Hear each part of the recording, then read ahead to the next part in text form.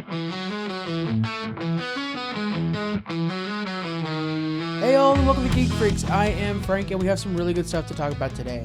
First of all, Squeaks and I are going to be talking about the Tangled live-action movie that Disney just announced, and they're bringing back Jumanji once again. Then I'm going to be doing a solo review for the new Ghost of Yōtei game. New. It took me a while to beat it, so it's now coming out. It came out October 2nd, but we're going to be doing a review for that. And then I have a great interview with Neal Fischer. He's a writer and director, and he just wrote a brand new book called Law & Order SVU Confidential, and it digs into the lifespan of SVU, how it's changed over times with, politics and audiences and showrunners. Fantastic interview with somebody who's so knowledgeable. You're gonna really dig that. It's a great episode. Hope you enjoy.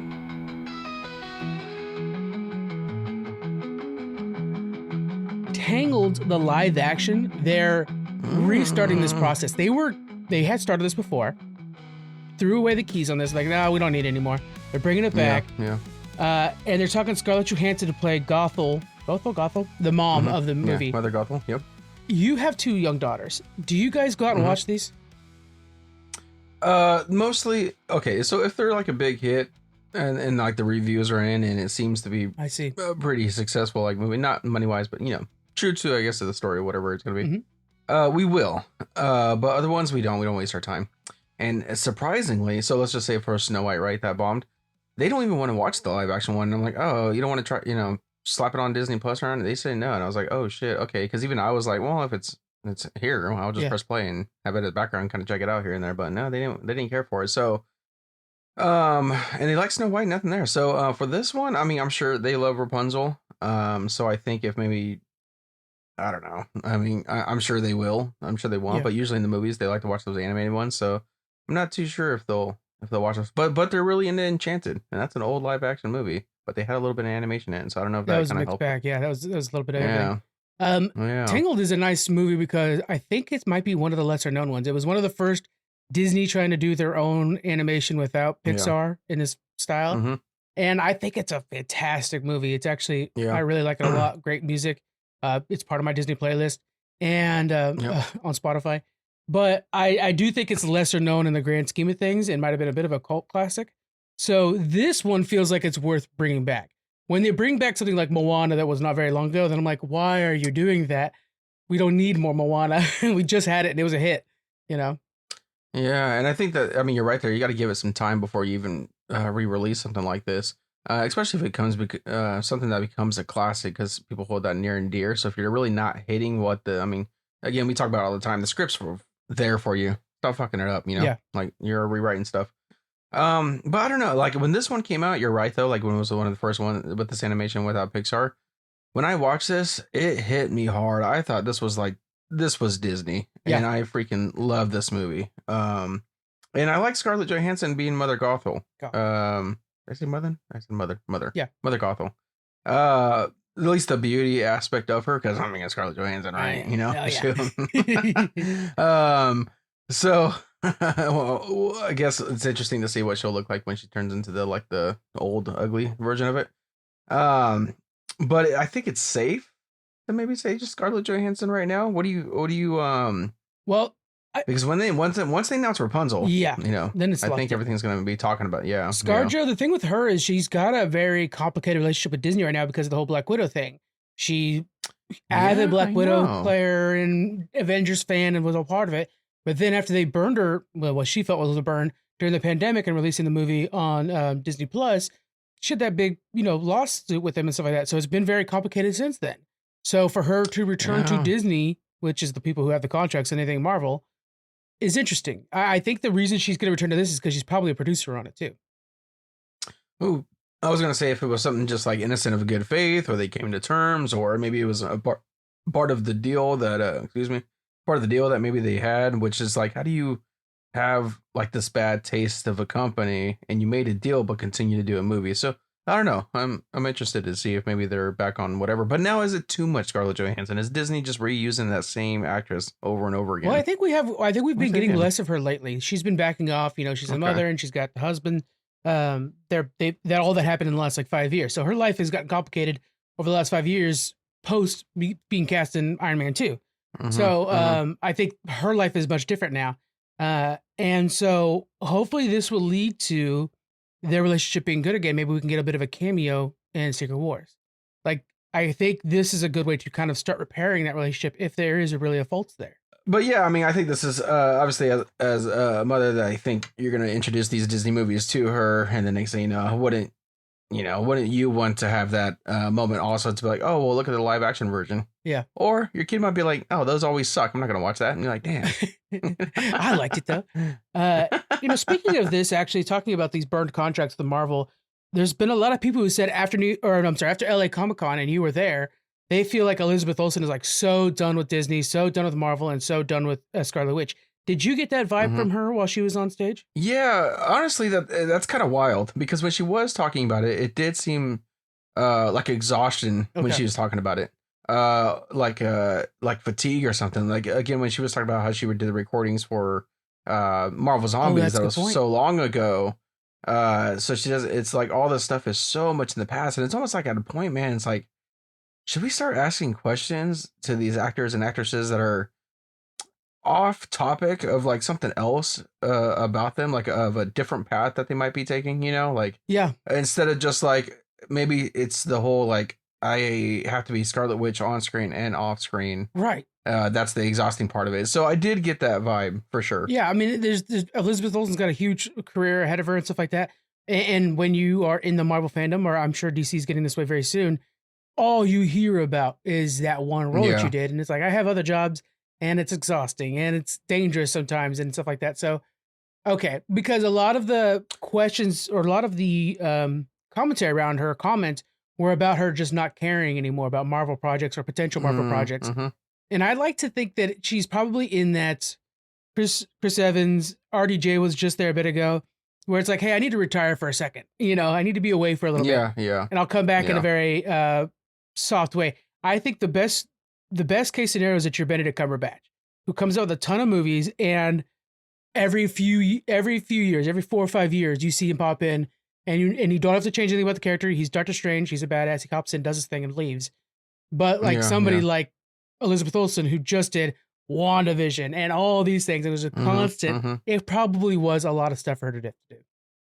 Yeah, for sure. And is this like the Carrie Fisher effect, right? Where is it going to get hard for her to be cast for other things? Because do we just see her as Scarlet Witch, So I don't know if that's a fear also with some of these actors and actresses, but could be a thing. That's a very good point. Maybe because somebody like Benedict Cumberbatch, and I'm also looking at, I feel so bad. I'm just going to call him Loki.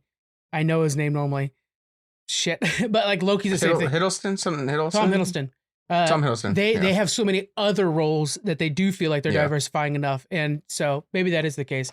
It's an interesting thing to keep an eye on. Like we're looking back at with ScarJo. Yeah.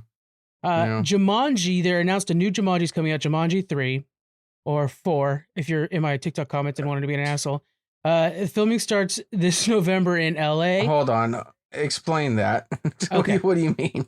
Okay, let me hear this. You can't just drop that and then move on. Oh my God. So I called it Jumanji 3 because it's Jumanji of the new era 3. Okay. Right. Okay. And some guy's like, excuse me, Robin Williams is Jumanji 1, then Jumanji 2, then Jumanji 3. This is Jumanji 4. And I'm like, I get it. And if I was sticking to my millennial old man ways like you are, I agree. It's Jumanji 4. But there's about a 20-year difference between the two movies. And I also don't call, did you watch, Star Wars 4 whatever episode 1. Yeah. I got frustrated with this guy.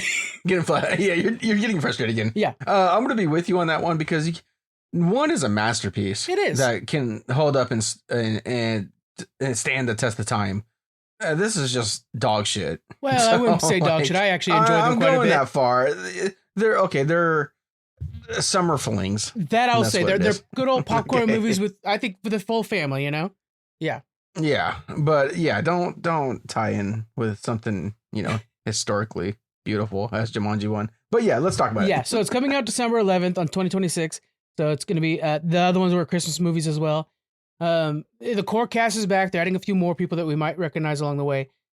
From these movies, I was going to ask you, are you excited about these at all? I personally am because I think that they show the best of Not The Rock. I don't know if there is a best of The Rock anymore.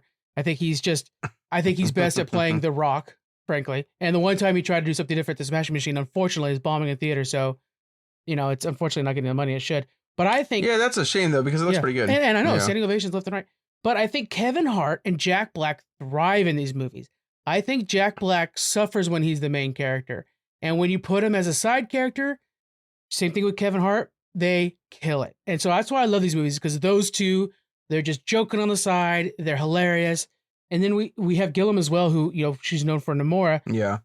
Coming into this as well. And I want her star to ride, because I want her to be in like in the new Pirates of the Caribbean and stuff. So yeah, I think these movies are fun and they're a blast. And Jonathan hadn't seen them. And so I showed up to him recently and he was happy with them as well. So it's like, give him a shot, guys. Yes, Robin Williams is not in these movies. It's okay. Yeah. Yeah. I agree with you with the outside cast. I think Kevin Hart's a little bit the same to me, though. But Jack Black and Gillum, I think, do a great job on doing something. Well, one, Gillum, we know her as... oh, my God. Not Namora. Nebula. Nebula. Yeah. We know her as that. So I guess this year, like fully, I don't want to say nude, but like makeup nude. And doing some of this action scenes, okay, it's kind of like still similar, but Jack Black is the one that really took it away. I feel like to do something. I mean, it's his comical self, but to him be like, he's like a female character, right? Oh, and he does such a good, so he's like the hot girl at school. It's really funny. It's a fun juxtaposition. Yeah. Yeah, it's funny. Yeah, it's funny. So, I mean, the jokes are definitely there. It's just, again, I don't want to keep bringing up number one, but number one had this like so serious tone and like it's like a real survival. This is just comical action. It's just comical action, and it's a vehicle for jokes essentially. And I think that as long as you keep it in that frame, there's no reason to hate on this. So I am actually excited to have this come back, and I'm excited to watch it, frankly. Yeah, I'm sure it'll make tons of money. Yeah.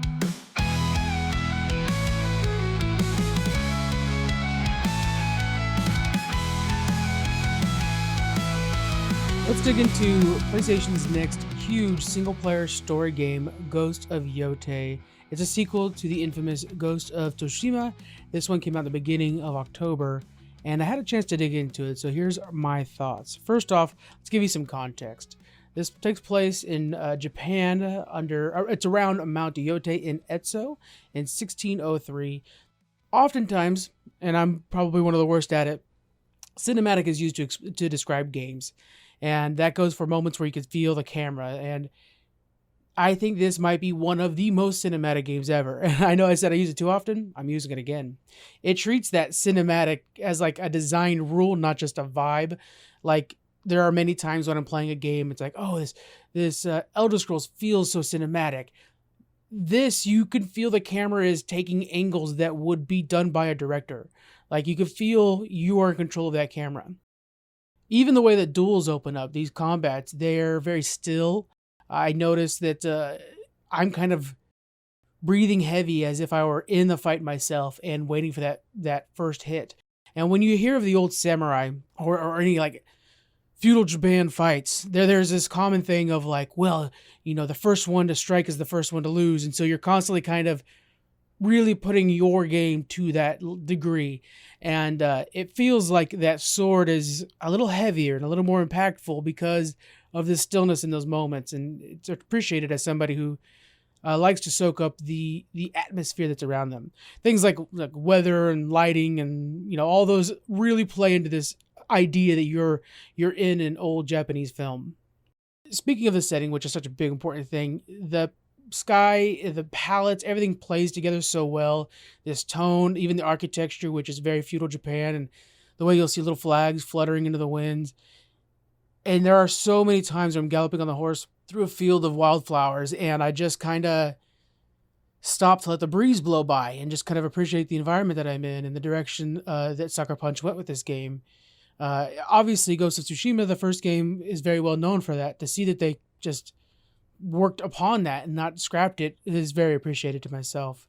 I'm going to stop now and just tell you I'm giving this game like, I think I have to give it a 10, but it's a 9.5-ish 10, but it is a 10 for sure.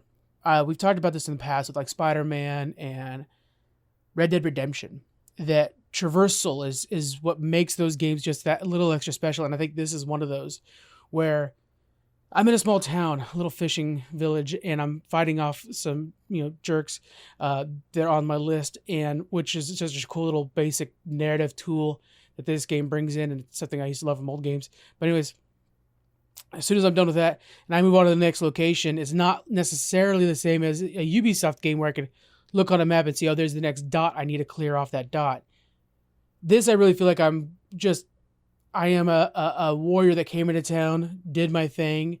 They'll speak legends of me for years to come, and I leave on to the next place. And it feels, again, that's part of that lived-in experience, the very cinematic nature of this, again, that I think was so appreciated as a player. The lead performance, and honestly, is the reason I came to this game. I have not actually played Ghost of Tsushima as much as I have friends that played it and say, Frank, what are you doing? I have not played that one. I jumped in on this one because I'm a big fan of Erika Ishii, who plays Atsu, the main character in this. Some context for Atsu: attacked very young, trained to go after those who attacked her and killed her family. So the entire thing's a revenge story, and oh God, I love when a game does this. There's like a list of guys that she has to take out, and they're all animal-based based off the mask they're wearing. And right away in the beginning of the game, like, you go take out that first guy. So it sets the stage of like, oh, we're on a mission. We don't have to build up anything. You don't need me training. We're in it. And there's a lot of flashbacks to give more of a connection to your family and to your past as you're playing, but those are also not like breaking the game loop. They can be a bit bogged down. I mean, I think that's one of the problems, like maybe a Far Cry. We're going too much into this spiritual realm sometimes that it slows the game down, or it maybe breaks the fun that I'm having. I think Ghost of Yōtei does suffer from that to a degree, but nevertheless. So this character Atsu, she has to be kind of reserved, a little bit protective of herself, and like her only piece is like within herself, and even that is a broken piece. So Erika plays this character, knowing everything I know about Erika Ishii, following her on Dropout and following her career on Nerdist and stuff.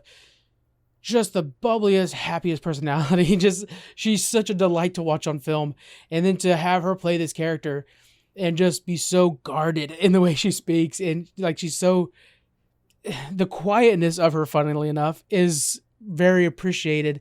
But there was a bit of a curve, a learning curve, I guess, in embracing it as not Erika, but as Atsu. I kept having a hard time not hearing Erika and that's because I follow Erika on a lot of other things that she does. So and she's the reason I bought the game. So yeah, you could trust there's like this level of like subtext that she's trying to deliver in every line, and it really feels good. And the main thing I really appreciate is how guarded she is with all her words, because there are people who know her family. Her family has been around, the character Atsu know her family for a long time, and so when she's meeting with people that know her family, how much history does she want to reveal? Does she want to reveal that she was that little girl that they all think is dead? It's complicated and it's very difficult. But yeah, the writing and the characterization I talked about in the past, but basically there's this clear line of like, the snake's got to go first, and then you're just killing off these people on this list, and it's on this banner that you carry, and it's very clear to see. I'm a big fan. I'm actually doing one of my D&D campaigns right now, where I'm making a series of like essentially mini bosses until you reach the big boss. It's for a campaign I'm running called the Fractured Line, and I'm a big fan of when those mini bosses have such a distinct look that feeds into their play style. And this game really did that, to where it's like, oh, the twins, I keep coming back to the snake because he looked like such a snake, but there's, oh, this person is that. They have this mask. It's very clear who they are. And, the gunpowder one. God, there's a lot of fun things. But yeah, they all have like a very distinct part of them. And it also feels very natural for 1603 Japan.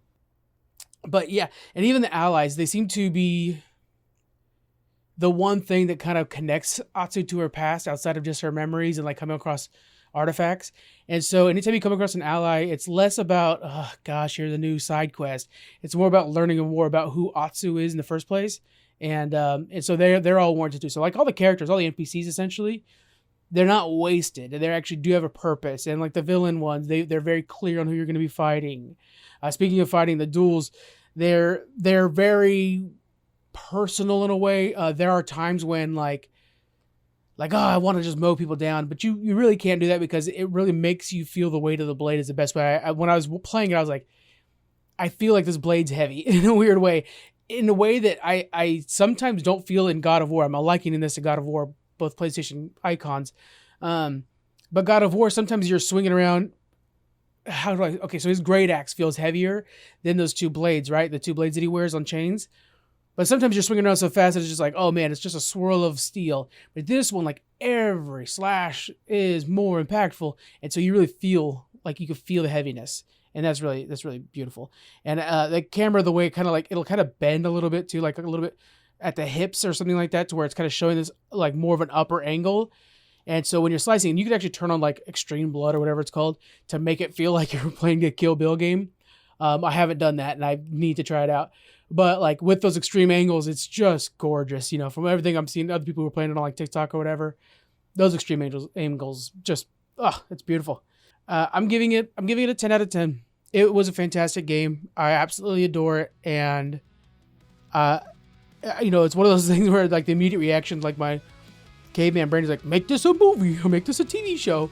It doesn't need to be. It can be just a fantastic game that maybe people need to stop and play. And enjoy the environment that you literally could walk in.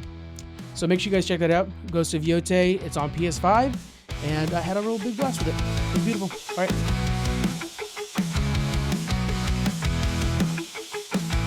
Today we are joined by Neal, the author of a sharp, fan-friendly guide to Law & Order Special Victims Unit. This book walks through how the show has started, how episodes are built, and how the series has shifted across different eras. It spotlights the people who made SVU click, curates essential episodes for newcomers, and doesn't shy away from the tougher conversations around policing on TV. It reads like a time well spent with a thoughtful fan who knows the craft. Neal, thank you so much for joining me today. Thank you so much for having me. I really appreciate that intro. That was nice. Yeah, well, I mean, it's a beautiful book, beautiful imagery and stuff like that. What about SVU drew you to write a book about them? Well, I think just the longevity of the series. It's been sort of a part of the American lexicon for over 25 years, and there's very few shows that can kind of say that. Simpsons being one of them. I mean, Rawhide back in the old days, but it's just been around for so long in so many people's homes. Kind of weekly appointment TV, and I just really liked the idea that of the longevity.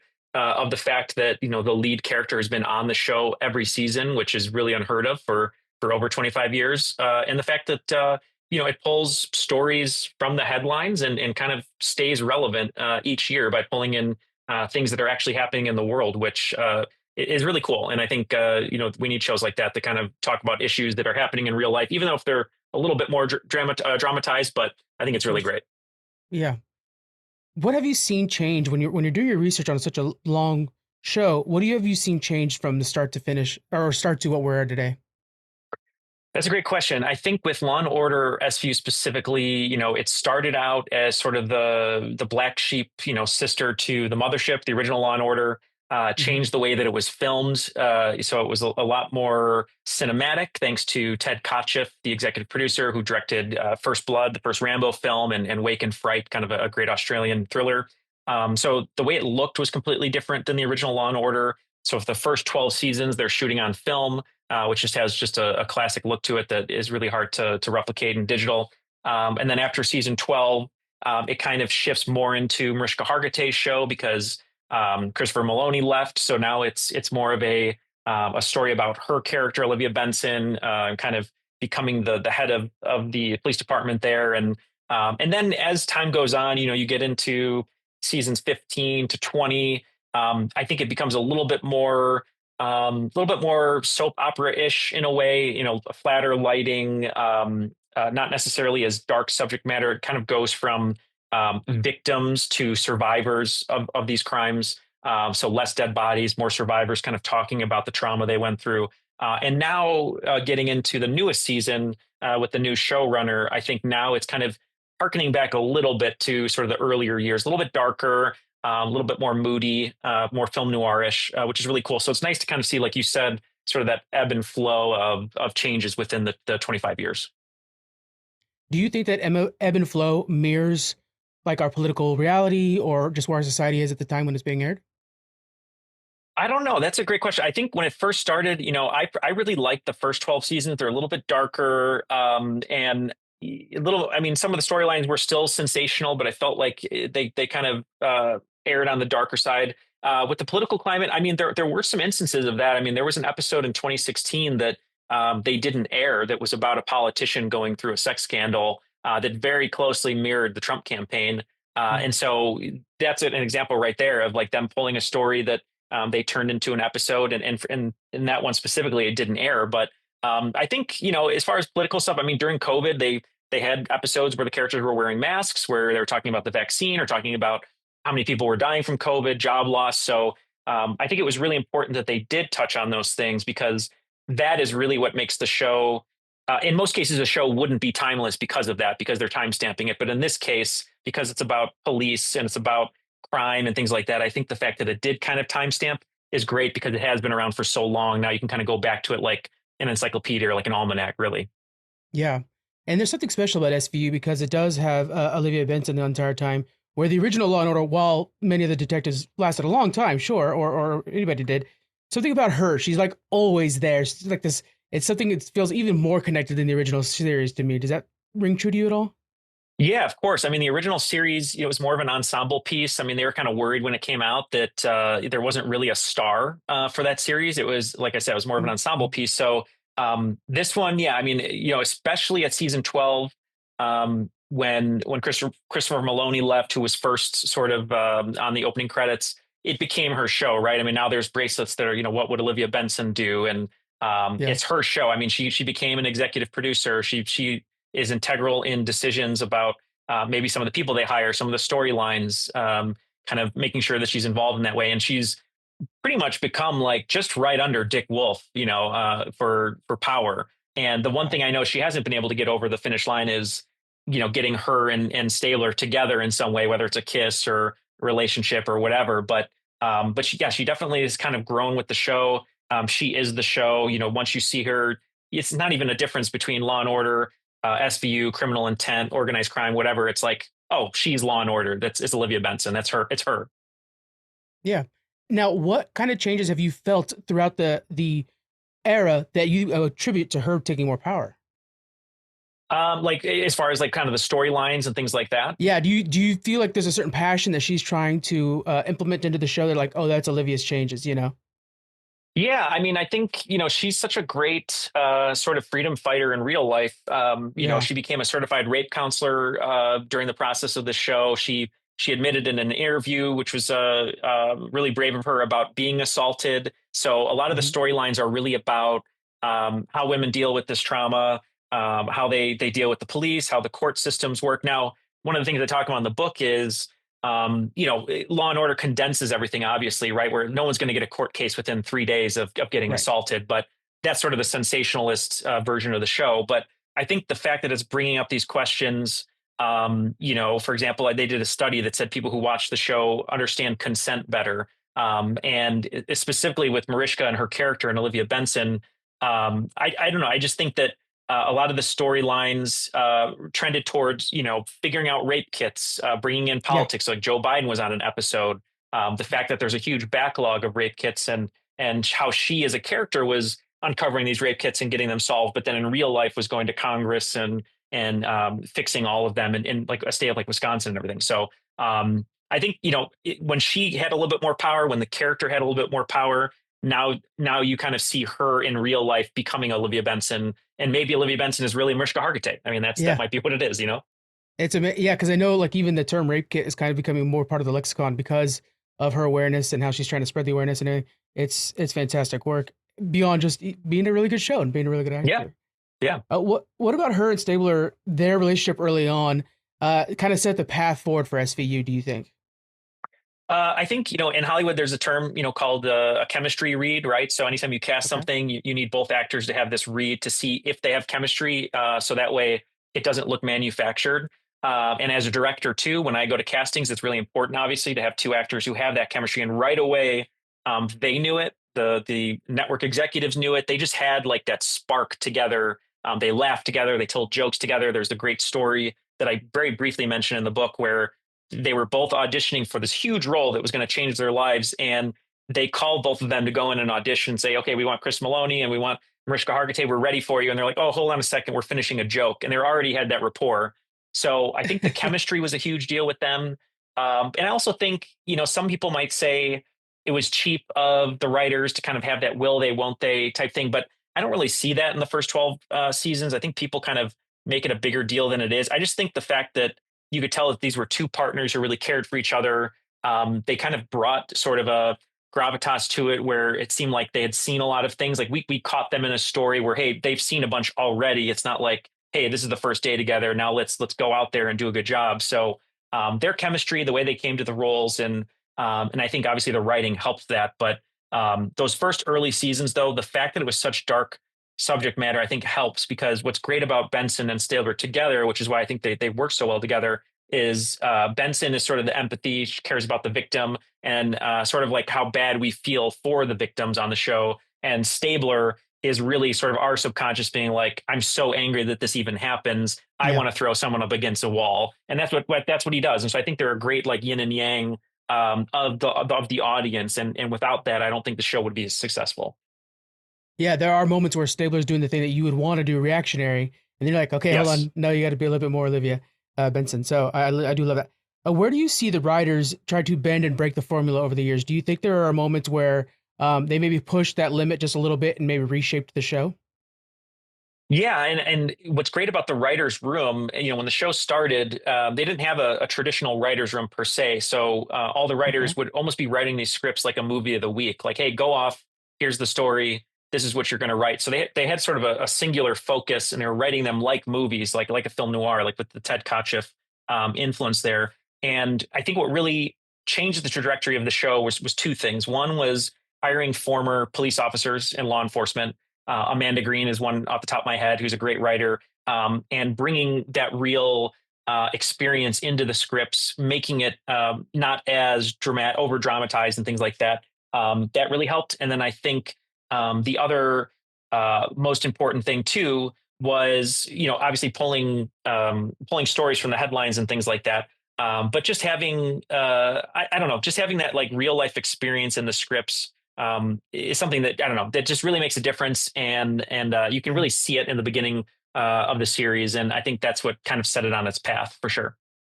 Speaking of like the real life nature of this, and it's a cliche to say that New York is a character in the show, but it very much so is. It feels like you're, especially as somebody who does it is in New York, it feels like, oh, we're in on New York. How do you feel like that has shaped the show and it kind of becoming part of the show?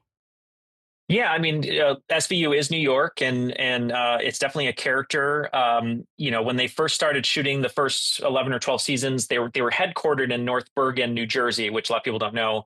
But even though they were headquartered there, there's still a ton of on location photography. I mean, a huge portion of the show is on location. I think they shoot, if I remember correctly, I say it in the book, but I think it's like 4 days on location, 3 days, in the studio. So most, Hollywood shows, dramatic shows, things like that. You have a lot of studio time. You're making other places look like the place you want it to look. But the fact you're shooting in New York on the streets, even in certain shots, you can see people who are kind of looking over and being like, oh, are they filming something? Yeah. And you can always catch those little glances in the background. That just adds to the experience, I think. And I think if you didn't shoot the show on location, it just wouldn't have the same vibe to it. And I don't think it would last as long. I mean, I think you would see a set and be like, oh, okay, I can tell that that's a backdrop of a city. But like when they're actually in a real restaurant and you see the skyline in the background out of focus, it just changes the whole dynamic for sure. Yeah.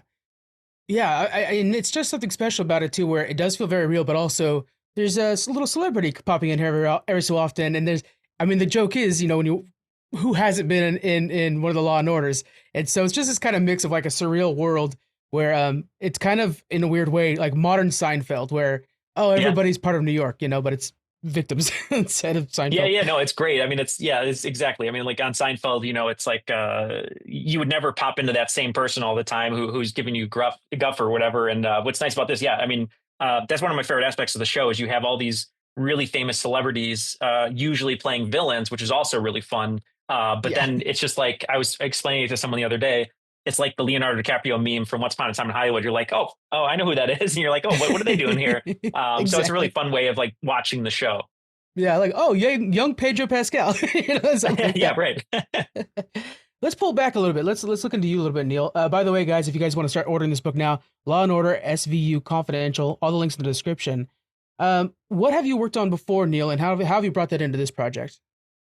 So my background, by day I kind of say I'm a director, so I do commercials, film, theater, any kind of directing, voiceover acting, directing, that kind of stuff. Mhm. By night, I'm doing podcasting, so trivia podcasting and kind of film podcasting, and then I'm also writing these books. So I think what was great about this one is I was able to talk a little bit about the filmmaking, what makes Law and Order look the way it does, whether it's Steadicam or the type of lighting that it used shooting on film. So I got a chance to kind of like just do a little bit of that. But I'm just like sort of a pop culture nerd. I'll write about whether it's an actor or TV shows. I did some kids books about some famous people or trivia. I just love media, love entertainment. Obviously, I see all the stuff behind you. I mean, I recognize all of it. I love the hat. So anything that reminds me of since I was a little kid, since I was 5 years old, my mom has been showing me movies, doesn't matter what the rating was. So I'm just obsessed with movies, TV, media, and anything I can do to keep my hands on it, whether it's directing, podcasting, writing, watching, I'm all there for it. So. So your grander perspective of sort of media as a landscape, when you brought it into this project, um, how does it compare to some of the other bigger stalwarts of TV, maybe Simpsons or something like that has been around for where it has its own eras, really? Yeah, I mean, I think it's an interesting question because I think it is huge, but it also is kind of niche at the same time, right? So like Hmm. some people just don't like murder, true crime, things like that before bed. But then there's Fair. the other half who are like, I only watch Law and Order before I go to bed or when I do laundry, and Yeah.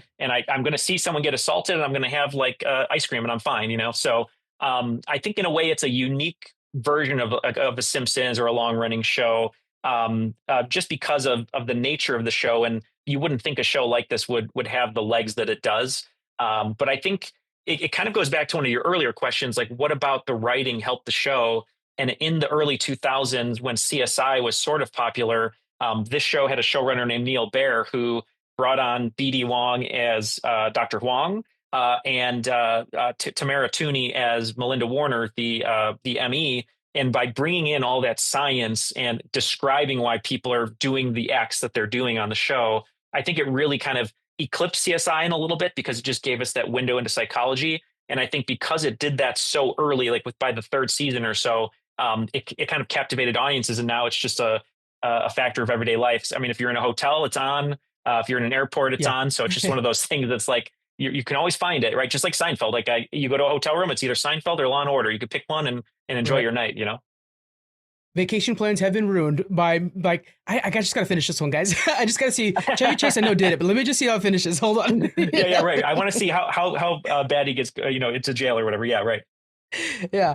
Yeah, it kind of reminds me of Star Trek in that sense, where Star Trek goes through these phases as well, where this version of Star Trek is very technobabble. This one is very empathetic. This one, and so I kind of feel that as well with Law and Orders on the whole, but especially with SVU, it's kind of like, oh, the true crime people. This is your real true crime one, but maybe Law and Orders for the broader audience, you know?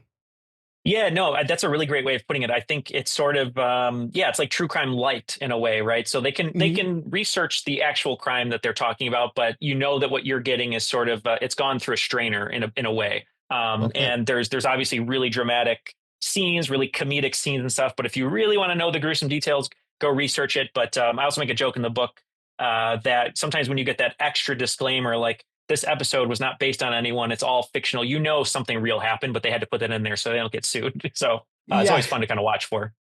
and it's in a twisted way. It's kind of like your signifier is like, oh, this is gonna be a good one. Yeah, No. right. Yeah, right. What do you think that is? What do you attribute that to? Are what seems like a sudden fascination with true crime podcasts and more of the darker side of Law and Order? Where do you see that coming from? I think I was talking to someone the other day. It was a friend of mine, and she listens to true crime all the time. And she's like, I don't really know why I listen to these podcasts. Like, obviously, they're horrific, and there's murder Hmm. and dead bodies, all this kind of stuff. And I was looking through some research and everything, and just the fact that almost like a Hallmark movie or a TV show, like you kind of know what you're getting every week, right? So there's going to be a crime, there's going to be an investigation on Law and Order. You usually have a resolution. And I think the reason that people find comfort in true crime stuff is it's sort of the unknown scares us. What would happen if someone came in and broke into my house? What would happen if I was kidnapped or I'm running out in the park and something happens? But what's interesting about true crime stuff is usually the stories we're hearing something they usually get caught because that's how we know the story. So I think hearing, hey, that was really scary, but they got caught, they went to jail or whatever happened, that's where the comfort comes from. It's like, I'm going to listen to this. I know I'm going to get sort of a kind of a thrill out of it, but I know that there's going to be a happy ending in a way. And that's the comfort part, I think. Yeah, I see that. I see that. Yeah. Recognizing that in a world where we don't have endings, a lot of times there's a place where it can happen. In a very Yeah. real world of And Law and Order. yeah, and you want the bad guy to get comeuppance, and in real Yeah. life, that's usually what where a true crime podcast comes from because if something happens, like obviously people loved watching the Jinx because Durst gave himself up, right? And you're like, okay, well, good, he's going to go to jail now. So I Yeah. think that's what helps. Yeah, Well, speaking to that and the real life aspect and seeing these closures, policing on TV is obviously it's dramatization and sometimes almost fantasy, right? These cases don't yeah. happen as fast, and there's often not resolutions at all. Uh, how do you feel they navigate that, and how responsible do you think the showrunners are with that aspect of the show? Yeah, I think, we talked about ebbs and flows a little bit. I think, they do their best in certain aspects because it is a TV show. I think, you see Olivia Benson, she's like fighting for victims and survivors. She's showing compassion. And I think for, people of color, for example, or anyone in marginalized communities, why they like the show is law enforcement itself is fair, it's Yeah. unprejudiced. It's committed to justice for everyone, right? They're not playing favorites, and that's because of that's on the show. And I think that is kind of where I think a lot of people find comfort. But I also understand the fact that critics may say it's a fantasy because the justice system doesn't work in mere days. It's years when things like that happen. I think some people have Yeah. a complaint where Olivia Benson will be like, hey, this assault happened to you. You got to testify. You got to put this person in court. When that usually doesn't happen in real life because people are either too terrified, it's too emotionally traumatic for them, and they aren't going to get the guarantee that the person that assaulted them is going to go to jail or get the full sentence. They might be out in a month, and so I think they kind of play into that predictability because that is sort of what fans really like about it, and the fact that Olivia Benson listens, she kind of believes in them, she fights for justice. There are a few complaints that even I noticed kind of rewatching or watching the whole series, which is she really does have a habit of pushing survivors into what they don't want to do. And she's like, don't worry, nothing bad will happen. And then something bad Yeah. always happens, like Murphy's Law. Inevitable. Yeah. But I think for the most part, your question though, I think it is a version of the criminal justice system that we want it to be. And I think the people that watch it, they recognize that. They know that it isn't like this is the perfect world, but it is a nice way of kind of like, hey, I'm gonna watch the show. It's gonna make me feel decent.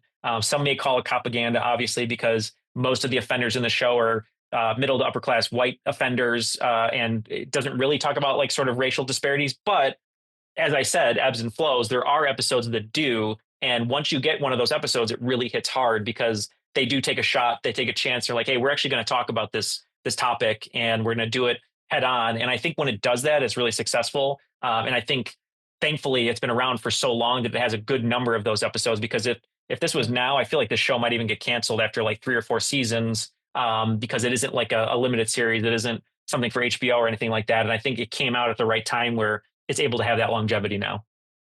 That propaganda, I love that term. Do you feel like there are people in the police system that might use this almost as a shield, as like this is better PR than our PR department? Yeah, I mean, there are several stories of police officers who joined the force because they wanted to be Olivia Benson, and I Wow. think, yeah, which is, and I read about them. Like one of them, the police officer with her mom would watch the show every night, and she was an immigrant, I believe, too, and she was like, "Oh, this, I want to be a police officer. I want to be like Olivia Benson," and she became one. She became a police officer, and I think, like you're saying, they might use it as, hey, we're heroes, we're doing this kind of stuff. But what's interesting is there's an actress named Diane Neal who played Casey Novak, the second ADA on the show, who's really, really great. And she was actually assaulted in real life. And she Mm. even put on Twitter, she was like, I'm really embarrassed to admit this, but I used to think the way that it worked on the show was like real life, where like the cops, as soon as they talk to you, are very caring, they're understanding, they're trying to help you. But then she said, I found out the hard way that she was wrong because many, many times with sexual assault cases specifically, you're getting a cop on their, ninth or 10th case or whatever, and they're not giving you the exact care that Olivia Benson or Stabler would give you. So I think that's the only thing I think that is hard, is the people that really take it seriously, like they read it, line by line, like, hey, this is, if anything ever happens to me, this is what it's going to be like. And then they're kind of in for a rude awakening, because there's just not enough resources to make it that way. And people aren't as empathetic as Olivia Benson, especially for sexual assault and things like that. And even though there are departments called Special Victims Unit, it's not like it is on the TV show. And I think that's the only bad part, is the people that really, really take the show seriously. But I think those who are really big fans understand there is a difference. But in the end, long story short, I hope that over 25 years, the show is kind of teaching the new generation of police officers and law enforcement that you can be more like that, even if it takes an extra 2 hours out of your day. Like, victims and survivors really need that support. And I'm hoping the show will rub off on them, like that police officer who became a cop because of Olivia Benson. Yeah, less hiding the bad eggs and more, giving an example of what you can be if you join the force. That's very good. Yeah. And I mean, it's funny. So one of my favorite movies, I wrote a book about Patrick Swayze. It was my first book. And one of my favorite movies of his is Roadhouse. I'm sure you're familiar with that. Mm-hmm. And there's a great scene where he's kind of talking to the coolers and the bouncers, and he's like, hey, someone says, how do we know when to be nice? And he's like, it's time to not be nice when I tell. But anyway, so you'll know when it's time. And that whole speech that he gives about how to deal with people, funnily enough, was used by the NYPD in all their training. So they were getting their training from a 1989 movie about a bouncer to how to train to deal with the public. So while it's fun in a way to kind of think about that, it's also like, if they're using a movie from the 80s to teach their cops how to treat people, it's probably not the best thing. Hopefully there's extra levels of education going on there. But so maybe they are using this in a way, but I'm hoping they have those extra lessons on top of it. Yeah, because, Patrick Swayze is not a bad example, but Rambo is. There are levels where it's like, hey, and you're up to the discretion of the guy who put the VHS in, so you got to be careful. Yeah, this book is very readable. It's very fan friendly. It feels like you're talking to a fan. And so I don't want to harp on all the negatives of SVU. Let's talk about some of the positives from your book, like the case files. You curate a list of the essentials for people to start getting into. What makes an essential episode for you? For me, I mean, it's got to have a really good perp, right? Really good villain, because I feel like heroes are only as good as their villains. So I think, usually that means it's a celebrity. I love episodes where it's a celebrity who's known for being the nicest person in Hollywood, like a Martin Short, John Ritter, Henry Winkler, and they're playing a bad guy. Like, I just find that so fun. And with the case files, what I did is I just kind of put together, I think it was like 25 episodes that, if you've never seen the show before, I think they're really good to watch just to get a flavor of it. And so I kind of give you a bunch of different things. I give you ones that have really good villains. I think there's some episodes that are so over the top, like crazy, that it's just fun to watch, like so bad it's good. And that includes one of the episodes called Wildlife, where, Big Boy from Outcast gets eaten by hyenas.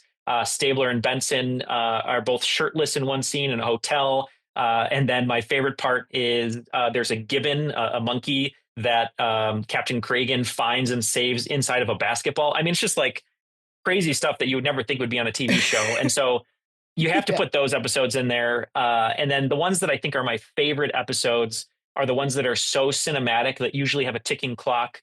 Maybe they're chasing a serial killer and they only have 2 days to get him before someone who's kidnapped has enough air to live, or things like that. And I think when they do cinematic episodes, especially on network TV, which doesn't happen that often, those are usually reserved for HBO or things like that. I think those are the ones that really shine. And then lastly, I mean, just the really good writing. Like if Richard Belzer as Detective John Munch has a really good one or two liner or conspiracy theory, that's great. If Stabler, beats up someone that really deserves it, and it's over the top, but you're like, this is great. Like I'd watch him beating up a pedophile every day, right? I mean, it's not, what's the big deal? So I think that's great. And so those are what makes the episodes, I think, the really memorable ones for sure.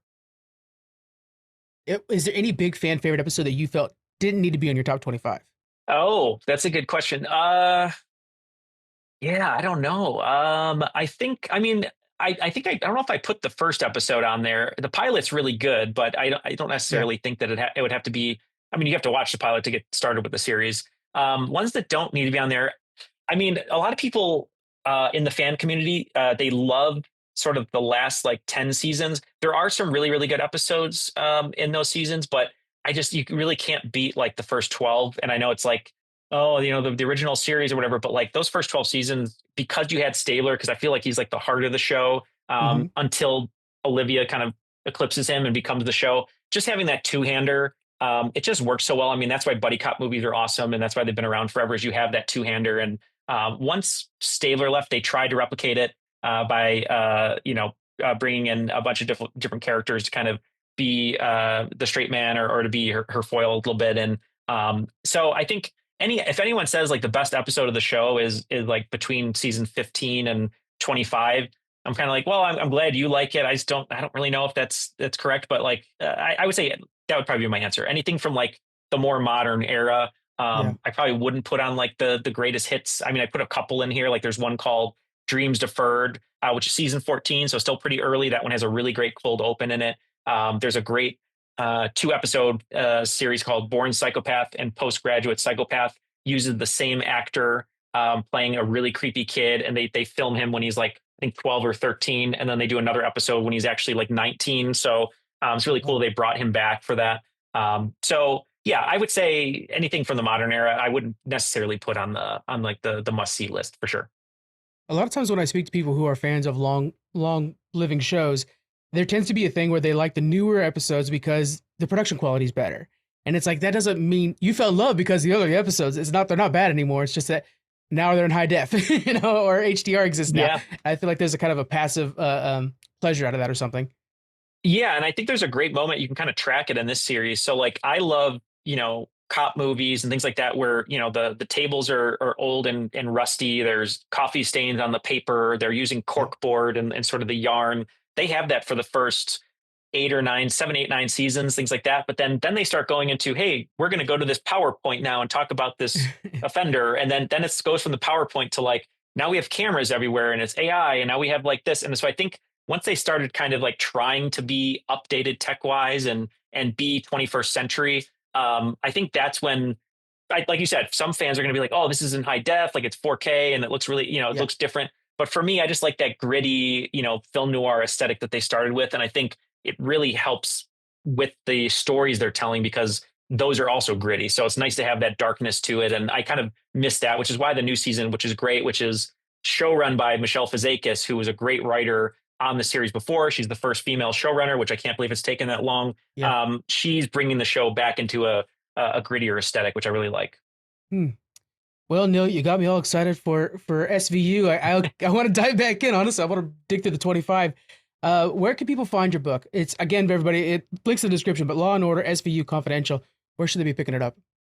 Yeah, I mean, if I know a lot of people love Amazon, it's very quick. So you can go to Amazon. I always recommend if you can go to a local independent bookstore, it's always great. Help them out. Maybe in your neighborhood, find one. If you haven't been to it before, just say hello, go visit. If you want to support independent bookstores and don't have access to one, you're not close to one, you can go to bookshop.org. All the money goes to independent bookstores, which is really great. So you can go to Amazon, Barnes & Noble, but if you want to help out the indies, find one in your neighborhood or go to bookshop.org. Bookshop.org. It's in the description, guys. And where can we find you if people want to follow up on what you got cooking up next? Yeah, I'm on Instagram at Neal E. Fischer, Neal Fischer for the last name. You can go to my website, same thing, nealefischer.com. I usually post, different commercials, things that I do there, books, all that kind of stuff.